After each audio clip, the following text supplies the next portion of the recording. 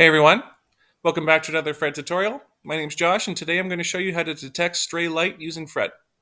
So to start, we're going to go up to the Raytrace tab and we're going to select Advanced Raytrace. Once here, under Raytrace options, we're going to select Determine Ray Paths as well as Create/Use Ray History File. And then we're going to select OK to run the ray trace. Here we can see our rays being traced in the 3D view. And after this is done, what we're going to do is open our Irradiance Spread Function. Click OK. And then it's just going to take a quick second for it to load in. And here we can see our peak value, but as well we can see there's a bit of a ghost image down at the bottom. So to get a better idea of what this is, we're going to scale our data by a log base 8. Click OK. And here we can see that we have a very dominant ghost image at the bottom. So what we're going to do, since we ran the advanced ray trace, is we're going to hold Alt and draw a box around this area. And in the output window, we can see the ray paths that are contributing to this ghost image.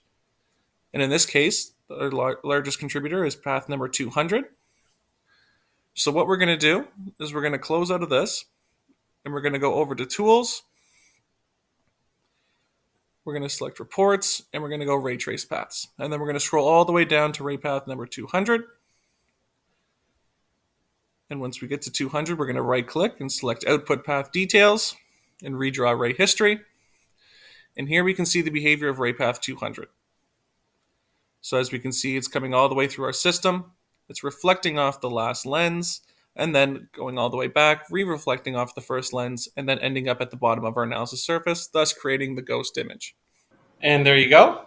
As always, CBS is here to help support all Fred users, and keep an eye out for more helpful content just like this.